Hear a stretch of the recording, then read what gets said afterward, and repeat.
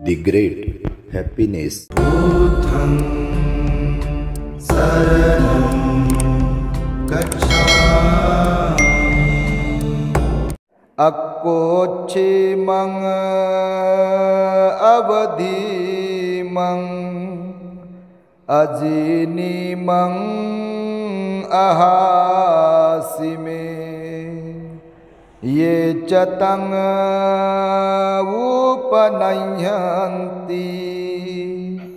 वेरं ते सं न सम्मति वेरं ते सुपसम्मति।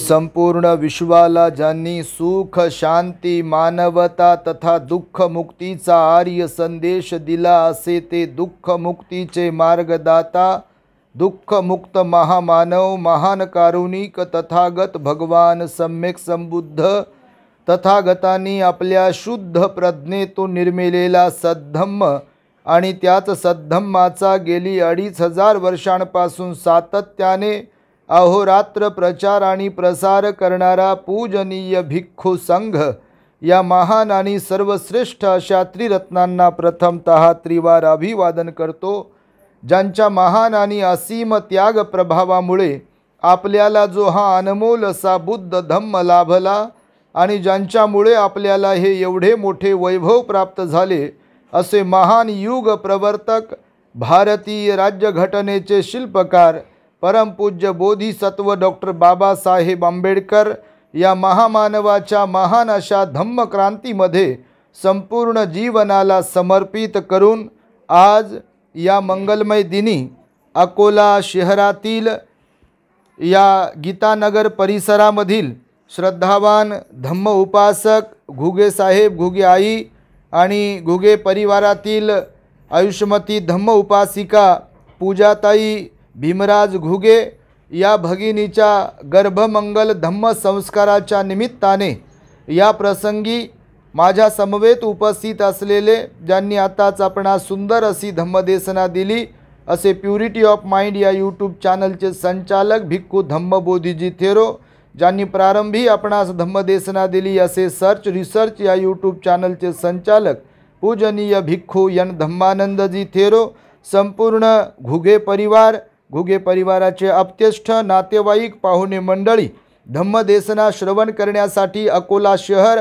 आणि शहराच्याही बाहेरून श्रद्धापूर्वक आलेले धम्म उपासक उपासिका बालक तथा बालिकांनो, तद्वतच दी ग्रेट हॅपीनेस या आपल्या यूट्यूब चॅनलचे सर्वच दर्शक, सर्वप्रथम तुम्हा सर्वांच्या प्रती मंगलमैत्री सद्भावना व्यक्त करतो आणि आपणा सर्वांच्या दुःखमुक्तीकरिता 2600 वर्षांपूर्वी तथागत भगवान बुद्धांद्वारा शिकविलेल्या धम्मोपदेशास प्रारंभ करतो। आपण सर्वांनी शांत एकाग्र आणि श्रद्धायुक्त चित्ताद्वारे या अनमोल बुद्धवाणीला आपल्या हित सुखाकरिता श्रवण करावे, ग्रहण करावे।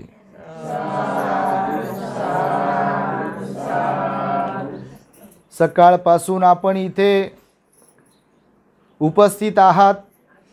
आमचे भोजन तर झाले आहेत, तुमचे भोजन बाकी आहेत, परंतु तुमच्या चेहऱ्यावरील प्रसन्नतेचा भाव पाहून आणि तुम्हाला मी प्रवचनाच्या प्रारंभी जेव्हा विचारले की बा धम्मदेशना ऐकायची आहे की आशीर्वाद द्यायचा आहे, तुम्हाला विचारूनच धम्मदेशना देत आहे।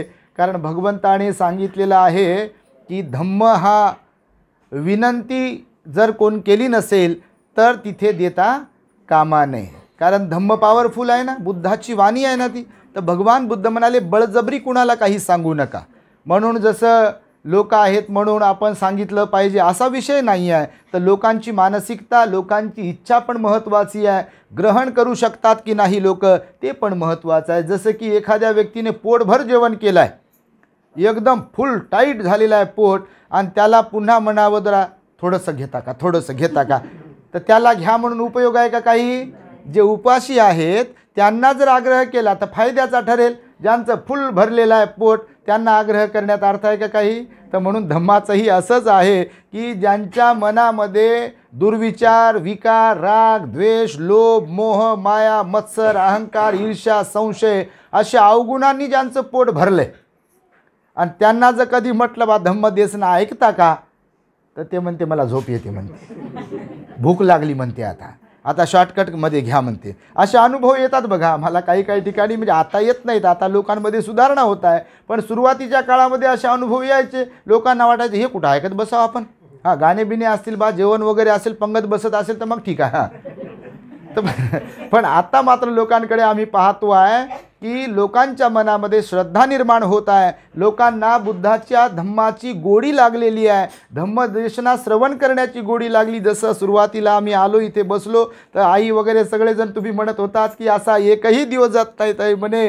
की तुमची धम्मदेशना आम्ही श्रवण करत नाही. सकाळी जर पॉसिबल झालं नाही तर दुपारी नाही झालं तर सायंकाळी नाही झालं तर रात्रीला धम्मदेशना श्रवण करतो. असे कितीतरी लोक आम्हाला अशा प्रकारच्या प्रतिक्रिया देतात की भंतेजी आता मात्र परिवारामध्ये एवढं चांगलं वातावरण निर्माण होत आहे आणि लोकांमध्ये, घरातल्या लोकांमध्ये आणि सगळ्याच लोकांमध्ये जे बुद्धाच्या धम्माची देशना तुमच्याकडून ऐकतात तर लोकांमध्ये सकारात्मक बदल होत आहे, खूप परिवर्तन होत आहे. आणि परिवर्तन होण्यासाठीच धम्माची देशना श्रवण करावी लागते बघा. आणि म्हणून आज इथे आम्हाला घुगे साहेबांनी फोनवर फोन करू तारीख द्या ना बाप्पा, तारीख द्या ना बाप्पा, तारीख द्या ना म्हणू आजची तारीख त्यांना भेटली पहा.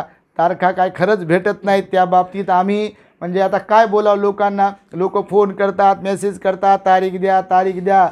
तर बऱ्याच लोकांना नाराज, इच्छा नसताना नाराज करावं लागते बघा. आता हे आपली निशाताई नरवडे आमच्यावर बुद्ध गेला होत्या, घुगे आई बुद्ध गेला होत्या. तर यांना वाटलं बा साहेब आले, मिलिटरी मॅन आहे साहेब आहे ना, ते आले की तारीख देतील. कशी तारीख द्यावं, आता मिलिटरी मॅन येतील तर आमची मॅच थोडी होईल. आम्ही त्यांच्यापेक्षा जास्त मिलिटरी मॅन आहे ना भारी. हां तर त्यांची तर एकाच जागी ड्युटी असेल नाही का, आमची तर साऱ्या देशात ड्युटी लागली.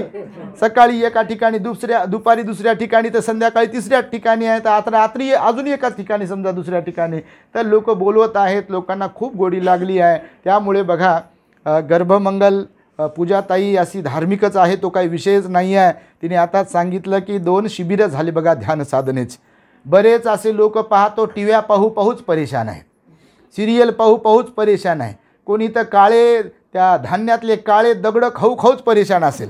आता ते भंतेजी आमच्या सुरुवातीला बोलले बघा, कोणाला कोणते डोहाळे आणि कोणाला कोणते डोहाळे लागतात नाही का. ते धान्य पाखडत असताना, गहू निवडत असताना, आता आम्ही लहान होतो तेव्हा पाहिलं खरंच होते असं. आता आपण आईच्या पोटी जन्म घेतला ना, आता लहानपणी गावात होतो ना आम्ही, असं थोडी आहे का नव्हतो. आईच्या पोटूनच भंतेजी थोडी जन्माला येतात कोणत्या. तर आम्ही पाहिलं खरंच ते सुपातलं ते गहू वगैरे काय असेल, ज्वारी वगैरे काय असेल, शेतातली काळी माती असेल का नाही, तर ते निवडताना बाहेर फेकत तोंडात होते. आता ते लहानपणी काही कळायचं नाही आपल्याला, पण आता तेव्हा आता थोडा अभ्यास होते तर विचार येते बा खरंच ते डोहाळे लागले तर माती खातात लोक. शब्दप्रयोग तर करतात लोक की माती खाली का काय म्हणून, किंवा माती खाणारे लोक, तर खरंच माती खातात लोक. तर त्याचे पण डोहाळे असतील. भगवंताने सांगितलं डोहाळ्याबद्दल, जसं राजा बिंबिसाराच्या पत्नीला डोहाळे लागले होते, राजाच्या दंडाचं रक्त प्यायचं.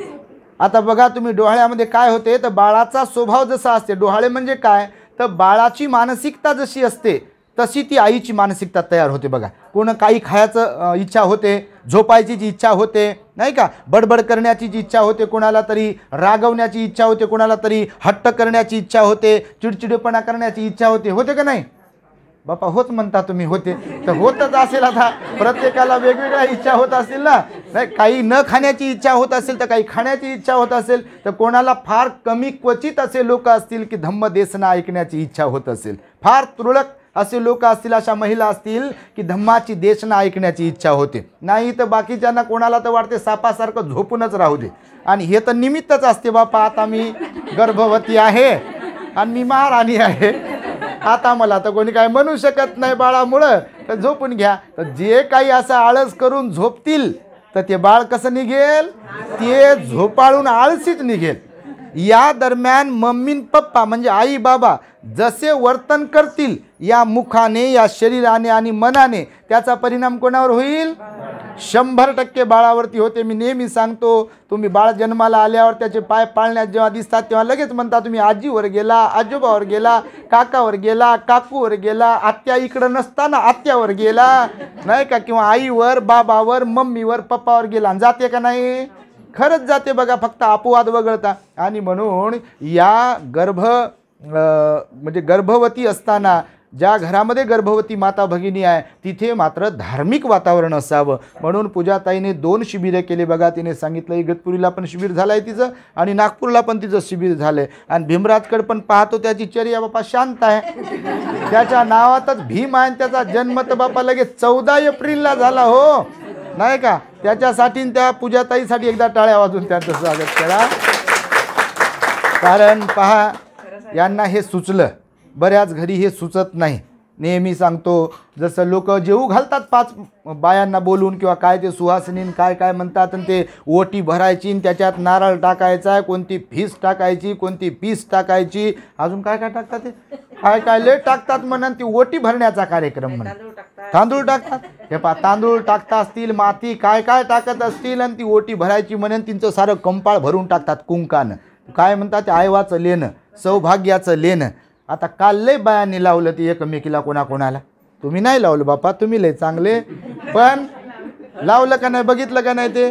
पण अशा काही लोक आहे ना इथे की नको त्या गोष्टीला महत्त्व देणारे. परंतु घुगे साहेबांनी, घुगे आईने आग्रह धरला होता की बनतेजी आमच्याकडे यायचं आहे आणि गर्भमंगल धम्म संस्कार विधी आहे आणि तो आपल्या हस्ते पार पडावा. आम्हाला प्रत्यक्ष तुमची धम्मदेसना श्रवण करण्याची संधी मिळावी. या निमित्ताने घरात येणाऱ्या बाळालाही धम्मदेसना श्रवण करण्याची संधी मिळावी. आणि त्यामुळे आज आम्ही इथे आलो. दोन्ही भंतेजींनी सुंदर अशी धम्मदेसना दिली आहे बघा. तर धम्मश्रवण जे आपण करा असं म्हणतो किंवा ऐकतो, धम्मश्रवण केला पाहिजे, धम्मदेसना ऐकली पाहिजे, धम्म धम्म हे जे उच्चारतो आपण शब्द, तर धम्म म्हणजे थोडक्यात काय असं जेव्हा आपल्याला कोणी विचारेल तर बघा, धम्म म्हणजे काय, तर त्याला आपण सांगू शकतो कुणालाही की जागरूक, संयमी व शांत, मनाला जागरूक, संयमी आणि शांत बनविण्याचं जे तत्वज्ञान आहे त्याला काय म्हटल्या जाते, थोडक्यात धम्म म्हटल्या जाते. आता धम्मश्रवण कोण करत असेल तर त्यांच्यामध्ये सकारात्मक बदल होईल की नकारात्मक बदल होईल? सकारात्मक बदल. त्यांच्यातला राग द्वेष लोभ कमी होईल की जास्त होईल? आहे का ना, कमी होईल ना. आणि जास्त होत असेल तर काय समजावं मग? ऐकत नसतील ते घागरीवर, उलट्या घागरीवर पाणी. मग असे लोक आहे ना भरपूर बाबा, जात असतील विहारात, जात असतील परिषदेला, जात असतील कुठं कुठं जात असतील, ऐकत असतील भरपूर वेळ बसू बसू, परंतु स्वभाव जैसे थे, उलट्या घागरीवर पाणी. आणि त्यामुळे भगवंताने सांगितलं बघा की धम्मदेसना श्रवण करण्याचे 5 फायदे आहेत. किती? 5 फळ प्राप्त होतात, 5 लाभ आहेत धम्मदेसना श्रवण करण्याचे. भगवंताला जेव्हा विचारलं तेव्हा तर त्याच्यावर मी थोडंसं बोलणार आहे. कारण गर्भमंगलावरती एवढे बोललो आम्ही.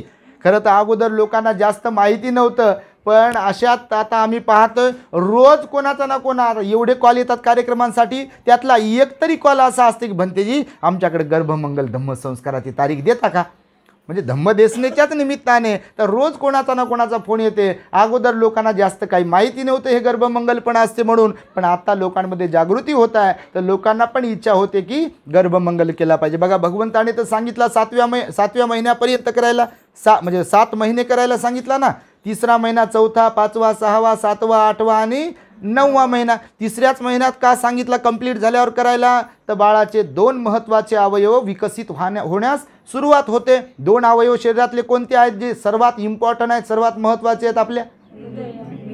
हृदय आणि मेंदू.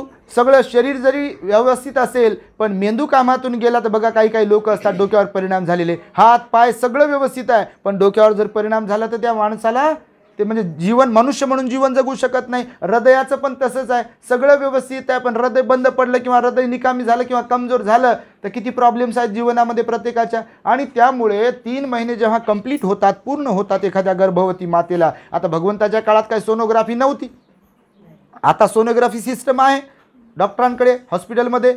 तर भगवंत बघा सर्वज्ञ कसे होते त्याचं एक उदाहरण म्हणून ह्याच्यातूनही समजते बघा. का भगवान बुद्धांनी 7 महिने गर्भमंगल करायला सांगितला, त्या निमित्ताने भंतेजींना भिक्षू संघाला आपापल्या परिस्थितीनुसार बोलवायला सांगितलं, त्यांना चिवर परिष्कार आदी दान द्यायला, भोजन दान द्यायला सांगितलं, त्यांच्याकडून बुद्धाची वाणी परित्राणाच्या माध्यमातून श्रवण करायला सांगितली. आणि ही बुद्धाची धम्मदेशना आपल्याला त्या मातेला परिवारातील लोकांना श्रवण करायला सांगितली आहे. तर हे भगवंताच्या काळामध्ये होत होतं. तर भगवान बुद्ध म्हणाले की ज्याप्रमाणे आई गर्भवती जसा आहार घेते त्या आहाराचा त्या बाळाच्या अवयवांवरती जसा परिणाम होतो, त्या अवयवांची वाढ होणे, कमजोर होणे वगैरे वगैरे, तर त्याच्याशी संबंधित काय आहे, आई घेतो तो आहार आहे. म्हणून डॉक्टर बघा या दरम्यान काय करतात, आहार बदल करतात ना, सांगून देतात काय खायचं आहे काय नाही खायचं आहे, कधी खायचं आहे वगैरे वगैरे. मग आहाराचा जसा बाळाच्या अवयवांवरती परिणाम होतो तसाच या दरम्यान आईची मानसिकता जशी असेल,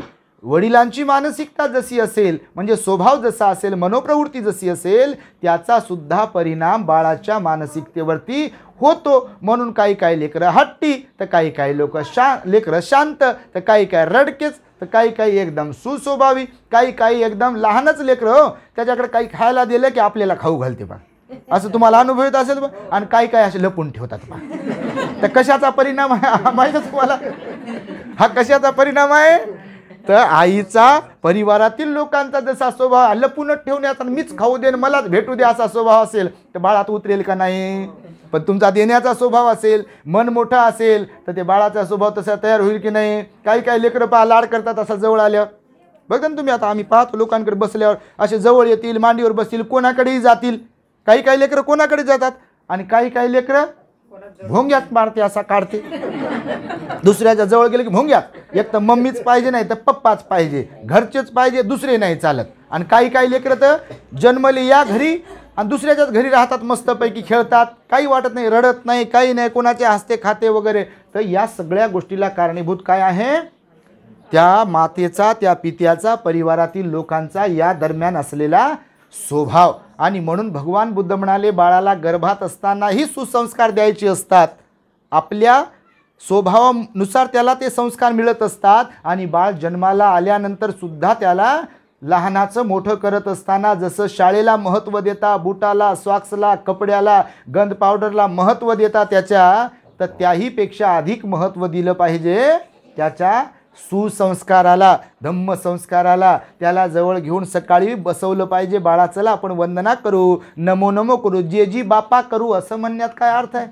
जे जी बापा करू म्हणते, कायचा जे जी बापा, कुठून आणला जे जी बापा, काय माहीत कोणी बा. नमो नमो करू म्हणा बा, तुम्ही भगवंताला वंदन करू म्हणा, स्पष्ट शब्द, त्याला सवय लागेल ना, ते पण म्हणेल ना. आता काल एका ठिकाणी गेलो बा, त्या घरचं ते लहान पोरगच आहे एकदम, तर ते वंदना प्रवचन सुरू, तर ते म्हणे साधू साधू, ते सुरूच होते त्याचं साधू साधू. त्याच्या मम्मीनं पप्पन ते प्रवचन सुरूच राहते म्हणे. भंतीजी आपल्या घरी टी व्हीवर रात्रंदिवस ते मालिका सिरियल तर बंदच केलं म्हणे आम्ही, पिक्चर ते प्रवचनच सुरू राहतात म्हणे. तर ते प्रवचन आणती सगळे लोक म्हणतात मग तुमचं प्रवचन झालं की साधू साधू, हे ऐकू लहानपणापासून हे पोटात होतं तेव्हा ऐकत होतं म्हणे, आणि आता जन्माला आला तर तेव्हा ऐकते म्हणे. तर म्हणून काही झालं, भंतेजी दिसले त्या टी व्हीमध्ये, भंतेजी दिसले, कोणते रस्त्यानं कोणते भंते दिसले, हे लगेच हात जोडते म्हणे. आता मम्मी पप्पाचा हा असर आहे ना, हात जोडते ना. काही काही कशाचे हात जोडतात बाप्पा, काही काही हात जोडतात का, हात जोडत नाही. काही काही तर मारायलाच बसले, शिव्यात द्यायला बसले बघा. आणि त्यामुळे धम्माचा संस्कार बाळ गर्भात असतानाही दिला पाहिजे. आणि तो माता पिता पहिले गुरु असतात लेकरांचे. शाळेतलं शिक्षण पैसे देऊन तुम्ही शिकवू शकता, चांगल्या चांगल्या स्कूलमध्ये, चांगल्या चांगल्या क्लासेसमध्ये लेकरांना तुम्ही घालू शकता, त्यांचं ॲडमिशन करू शकता. पण जीवनाचं शिक्षण कुणाकडून मिळते, कसं बोलायचं, काय बोलायचं, कसं वागायचं, कसं नाही वागायचं, काय खायचं काय नाही खायचं, हे कोण शिकवते, ॲटोमॅटिकली ते मातापित्यांकडून लेकरं शिकत असतात. म्हणून आजकालच्या मातापित्यांना सगळ्यांनाच मी सांगतो नेहमी, खूप मोठी संपत्ती कमविण्यापेक्षा योग्य उत्तम संतती कमवायला शिका. संपत्ती तर कमवता आलीच पाहिजे आणि कमवलीच पाहिजे, बिलकुल गरिबीतच नाही राहिलं पाहिजे. पण संपत्ती कमवत असताना आपल्या लेकरा बाळांकडे आपलं दुर्लक्ष होता कामा नये. नाही तर लय श्रीमंत झालेत आणि लेकरांकडे ध्यानच राहिलं नाही. आणि जेव्हा जवानीत पोरगान पोरगी येऊ लागले आणि त्यांचे वाकडे पाय पडू लागले, आणि तेव्हा म्हणते याला भंतेजी करता का म्हणते 10 दिवस. उपयोग आहे का काही, म्हणजे मी आता धडक बोलतो कधी कधी, खरंच सांगा तुम्ही उपयोग आहे का.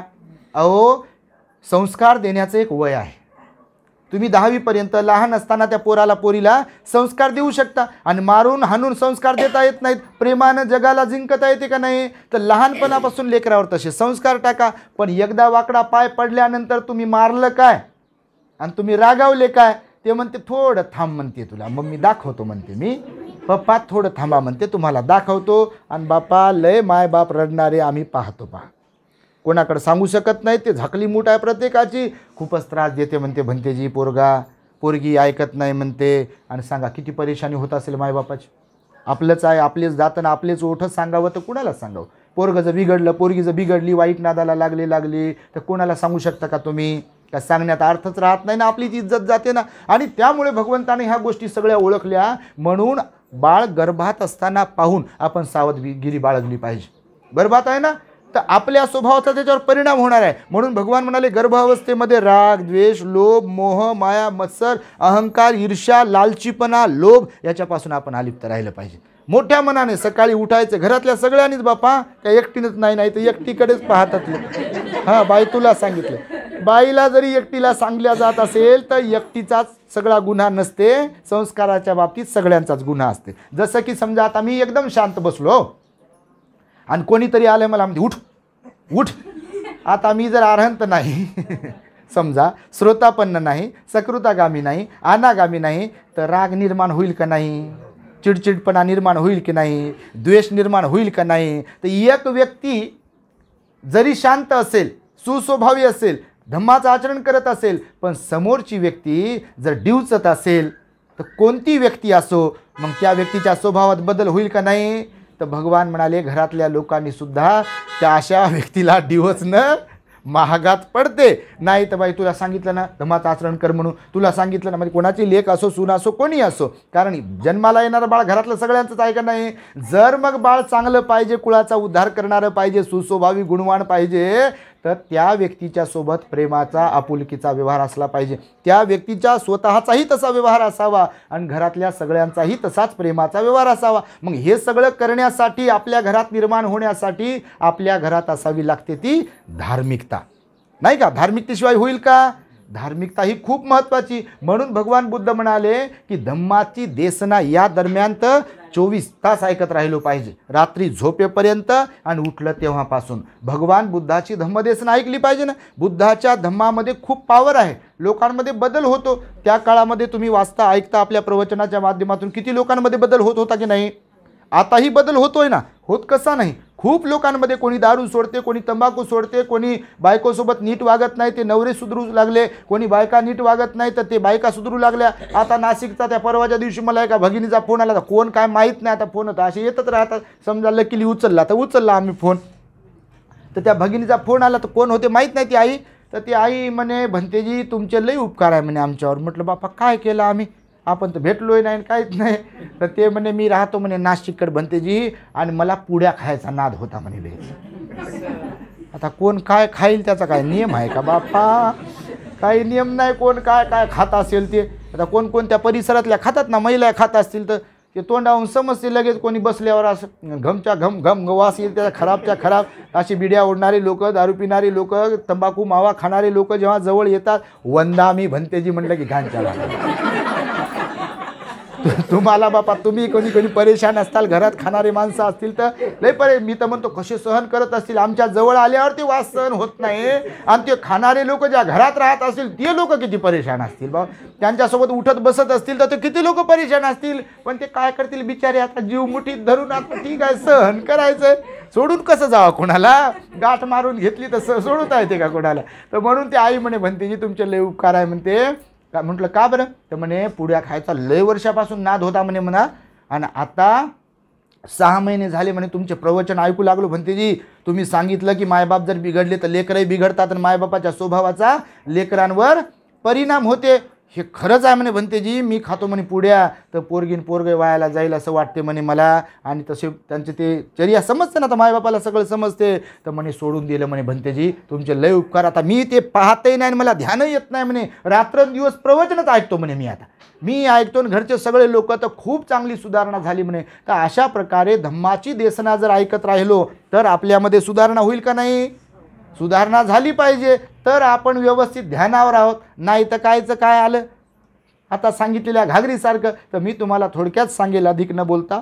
गर्भमंगलावर मी भरपूर बोललेलो आहे, भंतेजी पण बोलले आणि अनेक प्रवचनं आहेत. पूजाताईचं ते ऐकतच राहील. भीमराजमध्ये तर भीमराजच आहे बापा, तो तर बाबासाहेबांचा लेख आहे. आता तो काही विषयच नाही, त्यांचं नावही बाबासाहेबांचं दिलं आहे. बाबासाहेबाच्या लेकराचंही नाव त्याच्यात जोडलं आहे आणि बाबासाहेबाचंही नाव जोडलं आहे बघा, भीमराज. भीम म्हणजे बाबासाहेबांचं नाव आहे आणि राज म्हणजे राजरत्नाचं नाव आहे. बाबासाहेबांचं लेकरू होतं ना राजरत्न, नाही का. तर नाव सुंदर आहे भीमराजचं, नावही सुंदर आहे, वाणही सुंदर आणि गुणही सुंदरच असतील. असं काही आमच्या घुग्या आईनं काही तक्रार केली नाही बा आमचा पोरगा खराब आहे, सून खराब आहे म्हणून. आमच्यासोबत 18 दिवस होते. आता कोण काय असेल भानगड तर आमच्यासारख्याकडे सांगतात कल्याण मित्र आहे म्हणून. तर यांनी काही तक्रार खरंच केली नाही, तुम्हाला सांगतो. बिलकुल सुनेबद्दल काही तक्रार केली नाही. पूजाताई तुझ्याबद्दलही तक्रार केली नाही आणि तुझ्याबद्दलही तक्रार केली नाही. सगळं काही व्यवस्थित आहे म्हणे, बाबा व्यवस्थित आहे म्हणे. आणि खरंच बाबाही व्यवस्थित आहे बा, चेहरा चांगली आहे, डोळ्यावरून ओळखायला येते. तर बाबा पण चांगले, आई पण चांगली, स्वभाव चांगला आहे. तर तुम्हाला थोडक्यात सांगेल मी की धम्मदेसना श्रवण केल्याने कोणते लाभ होतात. तर भगवान बुद्ध म्हणाले धम्मदेसना श्रवण करण्याचे 5 लाभ आहेत किंवा 5 फळं आहेत. तर पहिलं फळ कोणतं आहे तर तुम्हाला मी सांगेल, कधीही न ऐकलेले ऐकायला भेटते. बघा आता तुम्ही जे लांबून लांबून आलात का, तुम्हाला काय ऐकायला काही भेटत नसेल का कुठे. हे जे सांगतो तर हे तुम्हाला माहीत असते ना, ज्या गोष्टींबद्दल सांगतो तर ते माहीत असते तुम्हाला. परंतु सुस्पष्टपणे व्यवस्थितपणे जे आपल्याला अर्धवट माहिती आहे त्याच्यात पूर्णपणे चांगल्या प्रकारे माहिती मिळते. आणि जे कधीच ऐकलं नाही, जसं धम्माच्याबद्दल कधी ऐकलेलं नसतं. लोक आता जसं म्हणतात की भंतेजी आम्हाला काही माहिती नव्हतं, आता समजू लागलं की धम्म काय आहे ते. अनेक ग्रंथही वाचले म्हणतात लोक, त्या ग्रंथातूनही समजलं नाही. पण धम्मदेसनेतून ज्या विस्ताराने तुम्ही सांगता असं उदाहरण देऊन तर लगेच क्लिक होते, अच्छा असं आहे का. आणि त्यातल्या त्यात आपले उदाहरणं घरगुती उदाहरण दिलं की लगेच बापा लागूच होते इंजेक्शन असं. आणि त्यामुळे भगवान बुद्ध म्हणाले की धम्मदेसना ऐकण्याचा पहिला लाभ कोणता आहे तर कधीही न ऐकलेले ऐकायला भेटते. आता बाकीच्या आता लय गोष्टी तुम्ही ऐकलेल्या असतात, हाडी चुगलीच्या, कोणाच्या निंदेच्या, कोण वाईट आहे कोण चांगला आहे, कोण कुठं जाते कोण कुठं नाही जात, कोणाचा स्वभाव कसा, कोण जेवण केलं काय, कोण काय काय केले, कोणाच्या पंक्ती किती उठल्या, डाळ कशी केली, डाळबट्टी केली काय, अजून काय काय केले, कपडे कसे घेतले, दागिने कसे घेतले. तर असं तर बापा लय काय गाठोडं भर ऐकलेलं आहे, तुम्ही एकदम ऐकलेलं असते का नाही. पण धम्माच्या बद्दल देसना ऐकल्यावर तुम्हाला जे ऐकायला भेटते ते विशेष असते का नाही. धम्माची देसना विशेषच असते, कारण ती बुद्धाची वाणी आहे आणि ती आपल्या डोक्यातली ट्यूब पेटवते, आपल्याला जीवनासाठी दिशादर्शक ठरते. आणि म्हणून भगवान बुद्ध म्हणाले पहिला लाभ कोणता आहे, कधीही न ऐकलेले ऐकायला भेटते. कशामधून, धम्मदेसनेमधून. हा पहिला लाभ आहे बघा. कारण धम्म जर ऐकला तर आपल्यामध्ये सकारात्मक बदल होते. कितीतरी लोक असे पण आहेत, तुमच्या माहितीसाठी सांगतो, फोन करतात, मेसेज करतात, भंतेजी आम्ही जीव द्यायला चाललो होतो किंवा जीव देण्याचा विचार केला होता आणि प्रवचन ऐकायला भेटलं यूट्यूबवर आणि जीव देणं कॅन्सल केलं. आता खराच लाभ आहे ना. होय, भगवंताच्या काळातही अशा घटना घडत होत्या ना की कोणी चाललं असं, कारण जीवनाला वैतागणारे लय लोक असतात. कारण आगच आहे बापा घरात, ज्याच्या त्याच्याकडे आगच, इथं आगच ठेवली लोकांनी, आगच ओकतात लोक, आगच बोलतात लोक. अग्नीची उपमा दिली ना भगवंतानं, रागाला, द्वेषाला, लोभाला. का लोक आत्महत्या करतात, का लोक विषप्राशन करतात, तर कोणीतरी कारणीभूत असते ना. घरातली व्यक्ती किंवा कोणीतरी प्रिय व्यक्ती मनाच्या विरुद्ध जेव्हा वागते म्हणून तर लोक असे करतात. परंतु अशा लोकांना जेव्हा धम्म समजते तेव्हा लोक ध्यानावर येतात. जसं पटाचार्याचं संपूर्ण जीवन उद्ध्वस्त झालं होतं, पण भगवंताची वाणी, भगवंताची धम्मदेसना जेव्हा तिच्या कर्णपटलावरती पडली तेव्हा ती एक आदर्श स्त्री ठरली. आज 2600 वर्षानंतर सुद्धा अनेक प्रवचनांच्या माध्यमातून, भंतेजींच्या माध्यमातून त्या पटाचार्याचा आदर्श घेतला पाहिजे स्त्रियांनी, असा उपदेश केला जातो का नाही. म्हणून धम्मदेसना जेव्हा ऐकल्या जाते तेव्हा विशेष काहीतरी दिशादर्शक, प्रेरणादायी आपल्याला ऐकायला मिळते. हा पहिला लाभ आहे म्हणाले भगवान बुद्ध. दुसरा लाभ शॉर्टमध्ये सांगतो. अगोदर कुठेही काही थोडेफार ऐकले असेल, समजा आता आम्ही जे सांगतो तर तुम्हाला ऐकताना वाटते हां हे ऐकलं होतं, पण आपण हे असं आहे ते माहीत नव्हतं. असं होते बघा ऐकताना, कधी कधी धम्मदेसना ऐकताना कुठून तरी वाचलेलं असते किंवा गाण्यातून ऐकलं असते, पण पूर्ण विस्ताराने धम्मदेसनेतून ऐकायला मिळते की नाही. तर भगवान बुद्ध म्हणाले जे अगोदर कुठे काही थोडे ऐकले असेल तर त्याच्यामध्ये सुधारणा करता येते. मग अच्छा असं आहे का ते, असं होते ना. तर त्यामुळे भगवान बुद्ध म्हणाले हा दुसरा लाभ आहे की आत्तापर्यंत आपण जे काय ऐकलेलं आहे ते जर अर्धवट असेल तर धम्मदेसना ऐकल्यावर त्याच्यामध्ये सुधारणा करता येते. भगवान बुद्ध म्हणाले त्याला सरळ करता येते, त्याला व्यवस्थित करता येते आणि पूर्ण ऐकल्या जाते. आणि म्हणून भगवान म्हणाले हा दुसरा लाभ आहे की जे काही आपण थोडंफार कुठून ऐकलं आहे परंतु ते जर अर्धवट आहे तर धम्मदेसनेच्या माध्यमातून आपल्याला ते पूर्ण ऐकायला मिळते. तिसरा लाभ सांगितला भगवंताला की बघा बऱ्याचदा काही गोष्टींच्या बद्दल आपल्या मनात संभ्रम असतो, बरोबर, किंवा संशय असतो, संभ्रमित भावना आपल्या समाजामध्ये ही बाब फार प्रकर्षाने जाणवते. बघा आम्हाला जिथे जिथे कुठे जातो ना आम्ही तर बऱ्याच बुद्ध तत्वज्ञानाच्या बाबतीमध्ये लोकांमध्ये एकमत नाही आहे का. बुद्ध आणि त्यांचा धम्मग्रंथ वाचताना तुम्ही बाबासाहेबांनी लिहिलेल्या बुद्ध आणि त्यांचा धम्मग्रंथांची प्रास्ताविका जर वाचली तर बाबासाहेबांनी त्या परिचयामध्ये लिहिलेलं आहे की बुद्धाच्या तत्वज्ञानाबद्दल त्यांच्या अनुयायांमध्ये कोणत्याही एका तत्वाबद्दल एक वाच्यता नाही आहे. आता पुनर्भव पुनर्जन्म ज्याला म्हणतात त्याच्याबद्दल समजा तुमच्यातल्या कोणाला प्रश्न विचारला की आहे की नाही तर सगळ्यांचंच आहे असंही उत्तर येत नाही आणि सगळ्यांचंच नाही असंही उत्तर येत नाही. कारण ज्यानं त्यानं आपापल्या पद्धतीने इकडून तिकडून ऐकून आपल्याला जे पटलं तेच घेतलेलं आहे, बरोबर की नाही. सगळ्यांनीच वाचलेलं असते, ऐकलेलं असते, पण कोणाला काही पटते आणि कोणाला काही पटत नाही. जसं की धम्म महानच आहे, धम्म चांगलाच आहे, तर धम्मदेसना ऐकताना सुद्धा एखाद्या परिषदेमध्ये कुठल्या कार्यक्रमामध्ये ऐकतानाच काहींना वाटते अरे बापरे ऐकायला भेटली आपल्याला धम्मदेसना किती चांगला आहे, खूप चांगला आहे, बुद्धाचा धम्म खूप चांगला. आणि काही बसल्या जागी म्हणतील अरे काय खरं नाही हो, बोर झालं हो, आता जेव्हा कधी मिळते 3 वाजले, असं झालं तसं झालं. हे तर नेहमीच ऐकतो आपण, तर यूट्यूबवर ऐकू शकतो, हे तर द ग्रेट हॅपनेसवर ऐकू शकतो. म्हणतील कसं समजत नसेल किती वाजले घड्याळ तर पाठीमागे लावली असं वाटतं की नाही.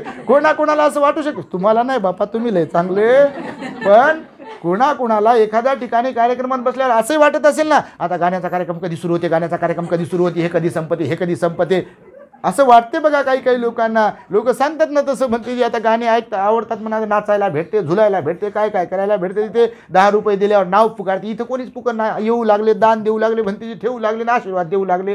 तिथं मात्र भोंग्यात सांगली जातं फलानी बाई आलेली, ताई आलेली, यांच्याकडून 10 रुपये आले, पार्टी आभारी आहे, सप्रेम भेट, टाळ्या वाजवा, बापा त्यांना वाटते मी झालो प्रधानमंत्री आहे. असं होते ना कधी. आणि त्यामुळे बघा हा तिसरा लाभ आहे. भगवान बुद्ध म्हणाले की धम्माची देसना ऐकल्यामुळे मनामध्ये एखाद्या तत्वाबद्दल, एखाद्या उपदेशाबद्दल, एखाद्या गोष्टीबद्दल जर संभ्रम असेल किंवा संशय असेल तर तो दूर होतो. बघा होतो का नाही. काही अर्धवट गोष्टी माहीत होत्या, तर आम्हाला पण लहान होतो आम्ही, तर अर्धवट गोष्टी माहीत होत्या, पूर्ण गोष्टी माहीत नव्हत्या. पण जेव्हा भंतेजींच्या सहवासात गेलो आणि भंतेजींच्या धम्मदेसना जेव्हा ऐकायला लागलो तेव्हा मग ती गोष्ट पूर्णपणे ऐकायला मिळाली. अच्छा अशी आहे का ती घटना. नाही तर बघा कितीतरी आम्रपाली लय गाण्यातून ऐकली होती.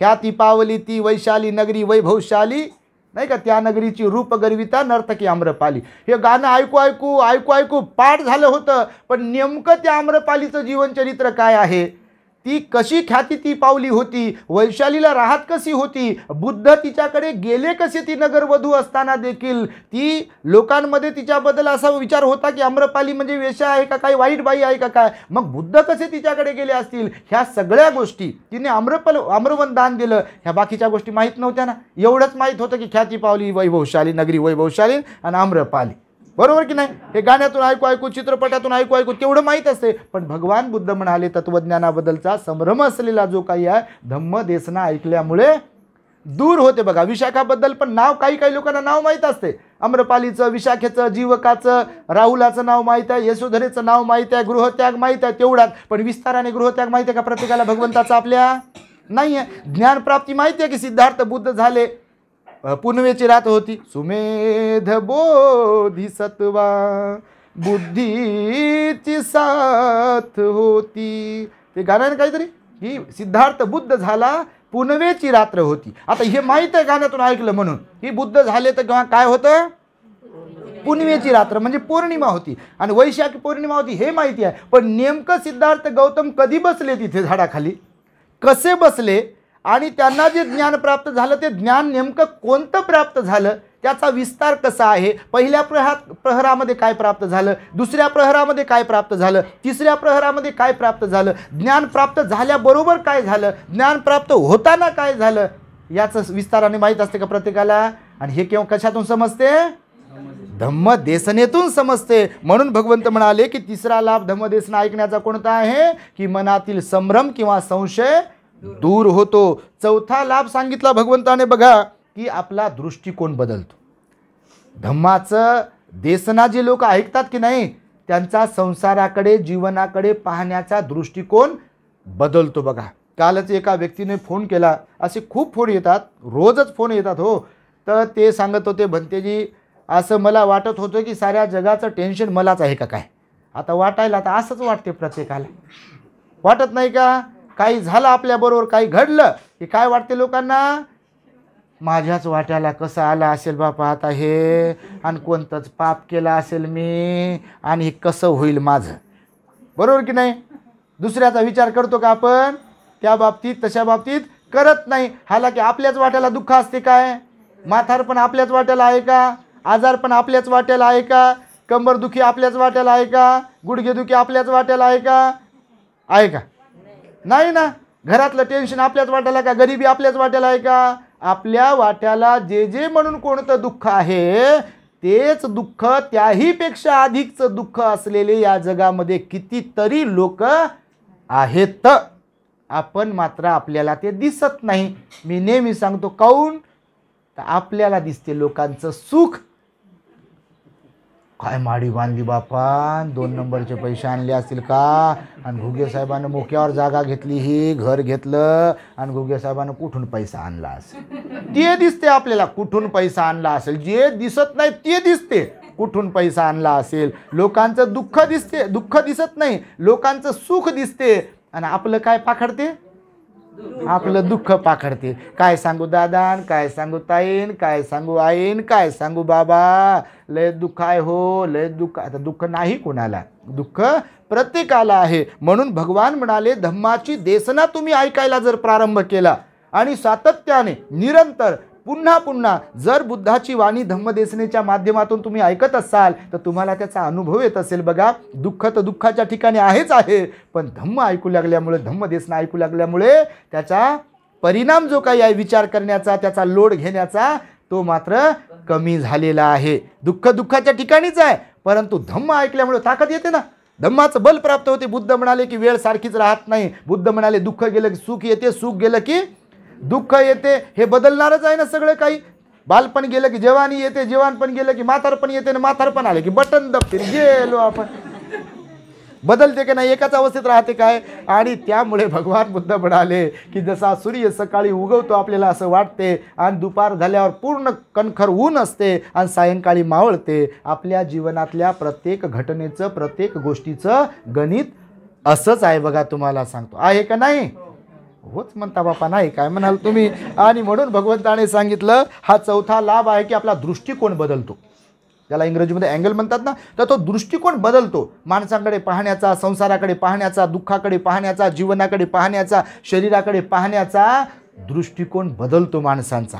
आणि म्हणून माणूस ध्यानावर येतो, व्यक्ती ध्यानावर येतो. केव्हा? धम्मदेसना ऐकत असेल तर. म्हणून बघा जे ध्यानी लोक असतात, जे लोक सातत्याने धम्मदेसना ऐकतात आणि ध्यानी असतात, सिलवान असतात, उपवास पालन करतात, पंचशील पालन करतात, भंतेजीला दानपुण्य करत असतात, त्या लोकांमध्ये आणि ज्या लोकांना याचा गंधही नाही, अशा लोकांमध्ये जमीन आसमानचा फरक आहे. ते गरीब असो का श्रीमंत असो, असतो का नाही फरक? कोणत्याही बाबतीमध्ये बघा ना, त्यांचा नजरिया वेगळाच असतो की ज्यांना गंधही नाही धम्माचा, विहाराचा गंध नाही, भंतेजींचा गंध नाही, दानपुण्याचा गंध नाही, सील पालनाचा गंध नाही, कार्यक्रमांचा गंध नाही. असे जे महिला किंवा उपासक पुरुष असतील किंवा तरुण तरुणी असतील, त्यांची मानसिकता, त्यांचा दृष्टिकोन वेगळाच असते. ते म्हणतात नाही हो काही नाही, एन्जॉय करायचं असते, काय मिळालं जीवनामध्ये. बघा ना तुम्ही, आता भंतेजीने सांगितलं की नाही आम्ही तिथं राहतो एवढे दिवस झालं, आणि कोणीतरी परिवार आला नवीन कपडे घालून, नेमकं त्या 15 तारखेला त्या तिळ संक्रांतीच्या दिवशी लाव, कुंकुन लाव, भंडारान लाव, काय काय परेशान होते म्हणून. तर असे लोक नाहीत का आजही बी? आहेत ना. बिलकुल जीवनाचा अर्थ कळाला नाही ना, धम्माचं महत्त्व कळालं नाही, बुद्धाचं महत्त्व कळालं नाही, संघाचं महत्त्व कळालं नाही, शीलाचं ज्ञानाचं महत्त्व कळालं नाही, बाबासाहेबांच्या त्यागाचं महत्त्व कळालं नाही, म्हणून लोक भरकटलेले आहेत ना आजही. मग त्यांच्यामध्ये आणि ज्यांना धम्म समजला, जे धम्म ऐकतात, त्यांच्यात फरक आहे का नाही? काही काही लय माड्यावाले लोक पाहतो ना आम्ही, आकाशकंदील लागलेले असतात, तुमच्याकडे लागतात का नाही माहीत नाही, लागत नाही बापा तुम्ही लय चांगले मग. आणि तुम्ही तिकडे जाता का मग ते बुट्टीबोरी कोणतं म्हणते, बुट्टीबोरी डाकळ घाट, तुम्ही नाही जात बाबा तुम्ही लय चांगले. पण काही लोक जातात बापा, अमरावतीचा पट्टा पण जाते, नागपूरचा पट्टा पण जाते, दुसराचे कोणीतरी जन्माला आला म्हणे त्या नागपुरामध्ये तसाच बेडीवाला असं काहीतरी, आणि आपलेच लोक रांग लावतात म्हणे. कार्तिक पौर्णिमेला कार्यक्रम होता म्हणे त्या टाकळ घाटला, म्हणजे आपण कोणावर वैयक्तिक टीका करत नाही, पण भंतेजी म्हणाले की विहार आहे ते, आणि त्या विहारात ते असं बाबा ठेवला आणि इथं भगवंताचा फोटो आहे आणि इथं बाबासाहेबांचा फोटो आहे, आणि आपलेच लोक जाऊन तिथं झुलतात म्हणे. आता किती अज्ञानी लोक आहे.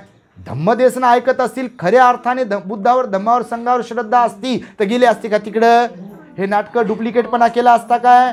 म्हणून तर मग नागोराव पाटणकरनं लिहिलं गाणं आणि प्रकाशनाथ पाटणकरांना गायलं, भीम के लखते जिगर आधे इधर आधे उधर. अरे खरंच आहे ना हे, इकडं बी अर्धा मी तिकडं बी अर्धा म्हणते, इकडे अर्धा म्हणते तिकडे जाते अर्धा, इकडे येतो म्हणते तिकडे जातो म्हणते मी. दोन दगडावर पाय ठेवणारे जे लोक असतात ते भटकन खाली पडू शकतात. एका दगडावर मजबूत पाय असतील तर ते पडू शकत नाहीत ना, कारण पाण्यात दगड ठेवलेत. इथं तुम्ही कधी पाण्यातून गेले असाल, आठवा तुम्ही, आणि पाण्यामध्ये असे दगड असतात बघा पाय ठेवण्यासाठी, असे तयार के लोकांनी ठेवलेले, पाण्यातून जायचं आपल्याला, तर असा माणूस एकदम असा व्यवस्थित जाते का त्याच्यावरून, असा डगमग डगमग करत पाय ठेवते त्याच्यावर बघा. दोन दगडावर पाय ठेवले की पडण्याची भीती असते, एकाच दगडावर पाय असतील तर माणूस असं व्यवस्थित मजबूत खंबीरपणे उभं राहू शकते. म्हणून भगवंताने सांगितलं संसाराकडे पाहण्याचा दृष्टिकोन लोकांचा बदलतो. कशामुळे? धम्मदेशना श्रवण केल्यामुळे. पाचवा आणि शेवटचा तुम्हाला ते लाभ सांगेल मी. भगवंताने सांगितलं की जे लोक धम्माची देशना ऐकतात, बुद्धाची वाणी सतत ऐकतात, त्यांचं मन प्रसन्न राहते बघा. दुःखी असले तरी सुद्धा ते प्रसन्न असतात. कारण भगवंताने काय सांगितलंय, आपलं दुःख लोकांना दाखवू सांगू आपण तर दुःखी असतोच असतो, लोकाला दुःखी करत असतो. पहा काही लोकांना तेच काम असते बघा. काही लोक असतात गेले बसले की तेच, काय सांगू दादा, काय सांगू बाई, सुनच बरोबर नाही म्हणते, कोणी सासूच बरोबर नाही म्हणते, पोरगाच बरोबर नाही म्हणते, हेच बरोबर नाही म्हणते, बरोबरच नाही म्हणते, काय निगेटिव्हच निगेटिव्ह बघा. काही तुम्ही नाही बाबा, तुम्ही चांगलेच असाल तो काही विषय नाही, पण काही लोक असे असतात दुःखच पाखडणारे. भगवान बुद्ध म्हणाले, आपण ज्याचा पुन्हा विचार करतो, जे पुन्हा स्मरण करत असतो, आपल्याला त्याचा तसा परिणाम भोगायला मिळतो. म्हणून दुःख जास्त पाखडत बसू नये. तर जर पाखडायचं झालं, संयमच राहत नाही, समजा कंट्रोलच होईना, तर सुखच पाखडाव. पण सुख हे पाकडणं नको त्या व्यक्तीकडे लय महागात पडते पहा. कारण लोकांना बरं दिसत नाही. दिसते का बरं? इथं सोयरिकी मोडणारे लोक आहे, झाडं वाळवणारे लोक आहे, ढोरं मारणारे लोक आहे, लोकांच्या पोरींना बिघडवणारे लोक आहे, नांदणीला पळवून लावणारे लोक आहे, आणि पळवून चालण्याच्या लायकीचे आहे त्यांना नांदवणारे लोक आहे. नाही का या जगामध्ये? खरंच असे लोक आहेत तुम्हाला सांगतो. आणि म्हणून मी मुद्दाम सांगतो, तुम्ही मायबाप आहात म्हणून भगवंताने सांगितलं दुःख तर व्यक्त करत राहू नका कोणाकडेही. जो व्यक्ती त्याच्यावर उपाय सांगेल त्या व्यक्तीकडे दुःख व्यक्त करा.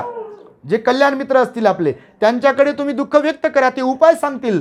पण नको त्या लोकांकडे दुःख व्यक्त करत राहू नका. का? तर ते पेट्रोल रॉकेलच्या कॅनच घेऊन बसले. सांगितलं की भडकत असं.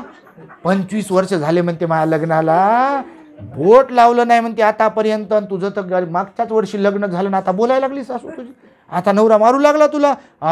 लयच बेकार आहे तुझा, तू काय कर माहेरालाच जा.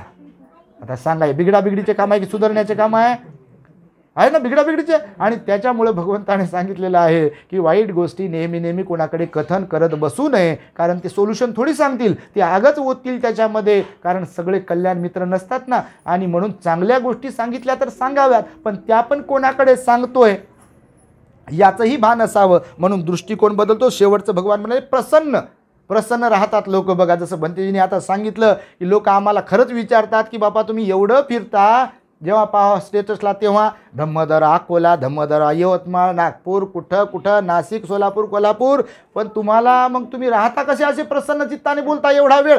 काय खाता, काय करता काय? तर त्यांना कसं सांगावं? आता ही धम्माचीच पावर असते. म्हणून भगवंताने सांगितलं ना की धम्माचं बल आहे. आयुवन्न सुखं बलं म्हटलेलं आहे ना, तर धम्माचं बल असते. आणि त्याच्यामुळे मन प्रसन्न राहते. केव्हा? धम्माची देशना सतत ऐकत राहिलं की मन प्रसन्न राहते. आणि म्हणून पूजाताईला, भीमराजला आणि घुगे परिवाराला सांगणं आहे की आपल्या जीवनामध्ये बघा बाळ प्रसन्न असावं असं ज्या कोणत्या माता भगिनीला किंवा परिवारातील लोकांना वाटते, तर घरामध्ये प्रसन्न वातावरण ठेवलं पाहिजे. आणि घरात प्रसन्न वातावरण ठेवण्यासाठी काय करावं लागेल? धम्माची देसना श्रवण करावी लागेल. पुन्हा पुन्हा वारंवार नको नको ते सिरियल, नको नको ते चित्रपट बंद करावे लागतील. कारण सगळा बिघडण्याचाच कार्यक्रम सांगितला जाते. त्या दिवशी एका जणाने सांगितलं, मी म्हटलं त्या सिरियलमध्ये काय असते सांग बरं. तर ते उपासक म्हणे, भंतेजी खरं सांगतो तुम्हाला, लयच बिघडवण्याचा कार्यक्रम असते म्हणते. तुम्ही सांगता ते बरोबरच आहे म्हणते. एका माणसाला 2-3 बायका म्हणते. ननंद भावजईवर जळते म्हणते आणि भावजई ननंदवर जळते. एक जाऊ दुसऱ्या जाऊवर जळते म्हणते. पोरग उद्धटपणे वागते म्हणते, किंवा पती पत्नी बरोबर संशयाने वागतात म्हणते. असं बिघडवण्याचाच कार्यक्रम म्हणते सगळ्या त्याच्यामध्ये. आणि तरी लोक असे तल्लीन, 2:30 वाजले का आता, कोणती लागते आता, कितवा भाग झाला, हे सगळे बिघडण्याचे कार्यक्रम आहे. आणि म्हणून बघा तुम्हाला सांगतो, ही धम्माची देसना अत्यंत महत्त्वाची असते. ती आपण ऐकली पाहिजे. भगवंताच्या काळामध्ये बघा वक्कली नावाचे एक भंतेजी होते. धम्माची देसना किती महत्त्वाची आहे थोडक्यात सांगेल शेवटी तुम्हाला मी. ते वक्कली भंतेजी जे होते बघा, तर भगवंताचं शरीर त्यांना फार आवडायचं.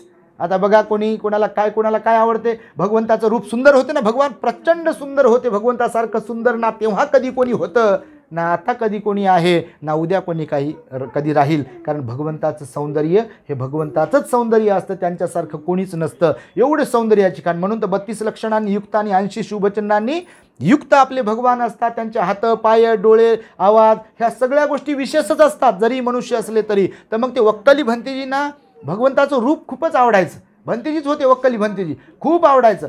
भगवान असे प्रवचन द्यायचे की नाही, ते जर समोर बसले तर भगवंताच्या डोळ्याकडे नजर गेली की डोळ्याकडेच नजर, नाकाकडे नजर गेली की भगवंताच्या नाकालाच पाहायचे, कानाकडे नजर गेली की कानालाच पाहायचे. सगळं रूपच निहाळायचे भगवंताचे. ऐकणं सोडलं आणि रूपच निहाळणं. बघा आता होते असं कधी कधी लोक रूपाला लय भाळतात बापा. सोयरिकीच्या वेळेला तर लय काय काय घडते. मा सुनेसारखी सून नाही म्हणते, मा जावयासारखा जावई नाही म्हणते, आमच्या पोरीसारखी पोरगी नाही म्हणते, आणि पोरासारखा पोरगा नाही म्हणते. म्हणजे जगातले लोकांचे पोरं पोरी सुना जावई असेच, आमचेच चांगले आहे म्हणते. भगवान म्हणाले सौंदर्य महत्त्वाचं आहेच, पण केवळ सौंदर्यच महत्त्वाचं नाही, तर गुणही महत्त्वाचे असतात. आणि गुण हे सौंदर्यापेक्षा जास्त महत्त्वाचे असतात. केवळ सौंदर्य, सुंदरता काय महत्त्वाची, की ज्या सुंदरतेमध्ये मन सुंदर नाही. लक्षामध्ये. म्हणून ते वक्कली भंतेजी पाहायचे, निहाळायचे नेहमी आणि फार प्रसन्न व्हायचे. जसं की आपल्यासमोर गुलाबाचं फुल आणलं की बरं वाटते, मनासारखं काही दिसलं, मनासारखं काही दिलं की आपल्याला फार प्रसन्न वाटते, खुश. तर ते वक्कली भंतेजी फारच खुश व्हायचे. भगवंत होते, सर्वज्ञ होते ना. तर वक्कली भंतेजीला सांगितलं बऱ्याच जणांनी, भंतेजीने वगैरे, की बा याच्यात काय पडलंय, शरीराला पाहण्यात काही अर्थ नाही, भगवंताची देसना ऐकत जा, भगवंतांनी सांगितल्याप्रमाणे आपलं जीवन आचरणपूर्वक वागत राहा, विनयपूर्वक राहत राहा. पण ती ऐकायला तयार नाही. ते म्हणे नाही, मला भगवंताचं रूप खूपच आवडते. एक दिवस ते आजारी पडले. असेच आजारी पडले आणि बाजूवर खाटेवर पडले, एकदम झोपूनच होते. तर मग तेव्हाही त्यांना वाटलं की भगवंतानं जर मला दर्शन दिलं ना, तर मी तटकन उठूनच उभं राहील. आता पाहण्याची सवय झाली ना एकदम रूपाला भगवंतानं आपल्या दिव्य दृष्टीने पाहिलं, जाणलं की वक्कली भंतेजींना इच्छा होत आहे की मी जर गेलो तर ते त्याचं बरं वाटेल. आता भगवंत करुणाराध आहे. भगवान गेले आणि भगवान तिथं बसले. हे भगवंताला पाहिला तटकून उठून उभं राहिले. आता होते कधी कधी असं बघा, आम्ही दवाखान्यात कधी कोणाला पाहायला गेलो तर ते सलाईन बिलाईन लावले आणि त्यांना वाटते उठून हात जोडू का. अरे बाबा थांबा, ती सलाईन निष्ठून जाईल ना हात जोडता, मग त्यांना थांबा म्हणावं लागते असं कधी कधी.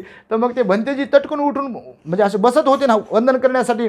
भगवान म्हणाले झोपूनच राहा, झोपून राहा, तुमची तब्येत बरी नाही, माझ्यासाठी आसन तयार आहे, मी बसतो. आणि मग भगवंताला ते म्हणाले की भगवान तुम्ही दिसले की फार बरं वाटते, तुमचं सौंदर्य पाहिलं की मला फार प्रसन्न वाटते. तर त्यावर भगवान बुद्ध त्याला समजवतात, त्या भंतेजींना, वक्कली भंतेजींना, की मला पाहण्यात काय अर्थ आहे. माझं शरीर जसं गंदगीनं भरलेलं आहे तसंच तुझंही शरीर गंदगीनं भरलेलं आहे. या जगातील प्रत्येक शरीर 9 दारांनी गंदगी बाहेर पडते म्हणाले भगवान बुद्ध हकीकतमध्ये. पण आपलं त्याच्याकडे लक्ष नसते, आपण ती विसरतो आणि वरवरकरणीच्या सौंदर्याला पाहतो. भगवान बुद्ध म्हणाले कोणतंही कुणाचंही शरीर असो, त्या सगळ्या शरीरामध्ये गंदगीच आहे.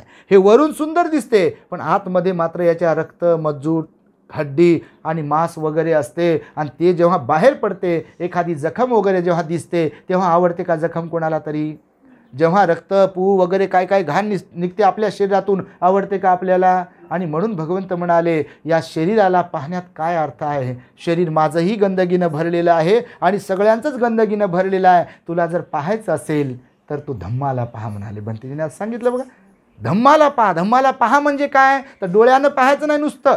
धम्माला पहा म्हणजे अनुभवाने, आचरण करून धम्माला पहा. तुला सुख मिळेल, शांती मिळेल, समाधान मिळेल. आणि त्याच्याबद्दलचा उपदेश आपल्या चॅनलवरती आहे, दी ग्रेट हॅपीनेसवरती, नक्कीच भंतेजींच्या चॅनलवरती असेल. आणि त्यामुळे मी हे या ठिकाणी यासाठी म्हणून सांगितलं की ज्या लोकांना आपल्या जीवनामध्ये अंधारातून प्रकाशाकडे जायचं आहे, आपल्या जीवनातला अज्ञानाचा अंधकार बाजूला करायचा आहे, जीवनात प्रसन्न राहायचं आहे, खुश राहायचं आहे, आनंदी राहायचं आहे आणि आपले लेकरं बाळं चांगले निघावेत असं ज्यांना कुणाला वाटतं आहे, त्यांनी आसरा घ्यावा बुद्धाच्या धम्मदेशनेचा, धम्माच्या धम्मदेशनेचा आसरा घ्यावा. आणि या गर्भ अवस्थेमध्ये पूजाताईने, भीमराजने आणि घुगे आईबाबाने आणि सर्वांनीच आपण आणि तुम्हीसुद्धा सर्वांनी आपल्या घरात सातत्याने भगवंताची वाणी श्रवण करायला शिका. कारण बुद्धाच्या वाणीमध्ये सोल्युशन आहे, उपाय आहे, दुःखावर उपाय आहे ना. धम्म हा नवा नवा दुःखावरील ही दवा, मी सांगतो म्हणून नव्हे तुम्ही स्वतः अनुभवा.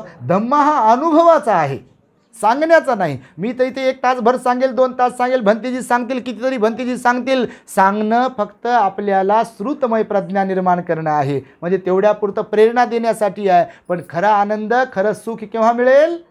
जेव्हा आपण ॲक्च्युअलमध्ये धम्माचं आचरण करू. आणि म्हणून पूजाताईसाठी, येणाऱ्या बाळासाठी, भीमराजसाठी, आई घुगे आई बाबासाठी खूप खूप आशीर्वाद आणि मंगलमैत्री प्रदान करतो. तुम्हा सर्वांच्या सुखशांतीची मनोकामना मी इथे व्यक्त करतो आणि वेळेच्या अभावी माझ्या शब्दांना इथे मी पूर्ण विराम देतो. भवतो सब मंगलम रक्षन्तु सब देवता सब बुद्धानुभावेन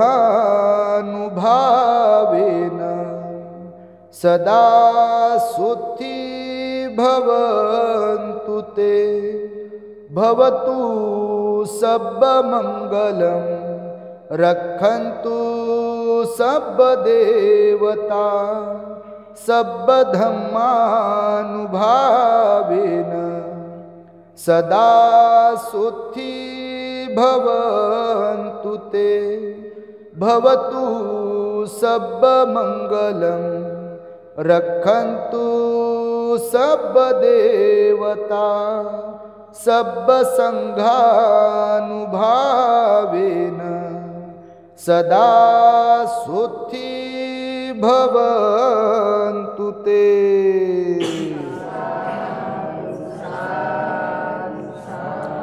बुद्धं नमामि, धम्मं नमामि, संघं नमामि.